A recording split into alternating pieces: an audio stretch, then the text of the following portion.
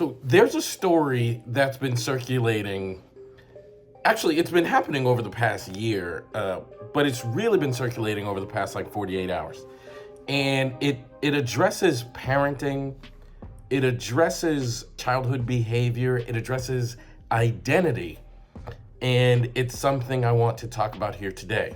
So before I get into it, just let me reintroduce myself. My name is Elliott Connie, and I'm a licensed psychotherapist. And here in the Therapist React series, I like to cover things that are going on in the news and going on in pop culture and address the psychological and mental health aspects of these stories so that we can have better mental health as a society and as individuals. And the story that I'm talking about is T.I., the rapper, now comedian T.I., his wife Tiny, the singer Tiny, and their son King, and some of his recent behavior. Now, there's a recording, I'm really hesitant to show this, but there's a recording of a recent altercation that King got into with his father.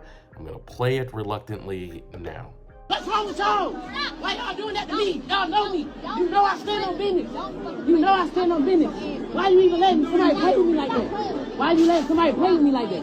Why you letting him play with me like that? Why you letting him play with me like that? No, ain't no joking. Ain't no joking. What do you mean? You are embarrassing yourself and your family, nigga. You embarrassing yourself. You are embarrassing yourself.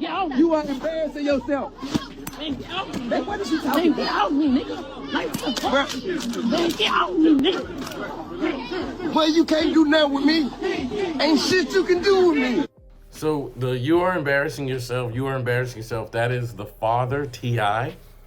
And here, there are two things I want to say. So what started this recent interaction between T.I. and his father was King saying that he did not grow up with a silver spoon in his mouth.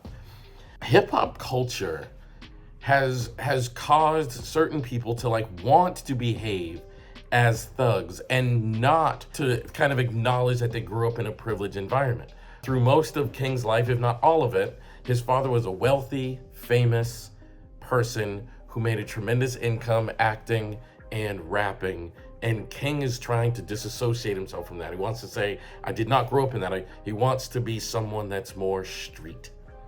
Now, I want to talk about identity because for a lot of youth, and particularly black youth, there's this idea of street credibility. I've got to have street credibility. And if I acknowledge I grew up in the suburbs of Atlanta with wealthy and famous parents, I don't have street credibility.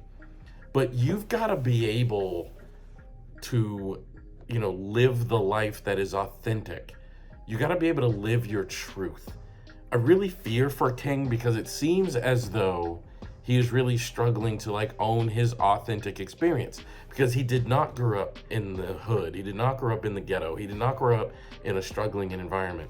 His father did and did tremendous work to get out of that environment. He raised his kids in this brand new environment amongst affluence, amongst opportunity, amongst wealth. And King is really struggling with that identity and what that might mean. And I say this to say, in order for you to have really good mental health and in order for you to be a happy person experiencing joy, you have to live your authentic life. I grew up in Massachusetts. I went to high school in the suburbs of Boston.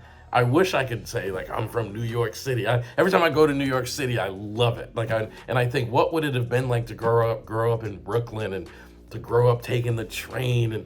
But that wasn't my experience. I can't pretend that was my experience because it wasn't. I had a different experience. I was born in Chicago, moved to Boston, went to high school in the suburbs outside of Boston. My mother made some choices to make sure I got a good education and make sure I could play sports. Baseball was my sport, so we moved to a place where I could do that, and I couldn't do that in Chicago. I could not do that in inner city Boston, so my mother made tremendous sacrifices and moved me and my siblings to the suburbs where we could get quality education and have a quality experience.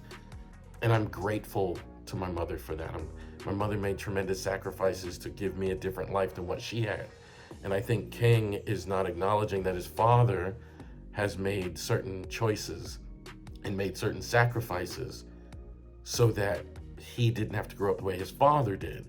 And I think that's an important thing for us to acknowledge. And as I watch this play itself out, it just makes me sad because really healthy people with healthy mental health can overcome that. They can accept their reality and own it as their truth. The other thing I'm going to add is family violence is never okay. It is never the way. If T.I. were sitting right here, I would say avoid physical altercations with your son at all costs because it creates family trauma that goes throughout generations. So just remember, if you want to really have strong mental health, if you want to be a person of happiness and joy, you also have to be able to acknowledge what your truth is and your authentic lived experience. So what do you think of this story? What do you think of this video? Please leave a comment below. I try to respond to each and every comment, and I read each and every comment. And also, please subscribe to this channel. Hit the subscribe button and then hit the notification bell so you get notified each and every time we release a video on the Therapist React series, which is every single day, Monday through Friday. I love y'all. Thank you so much for being here. Can't wait to see you in the next video.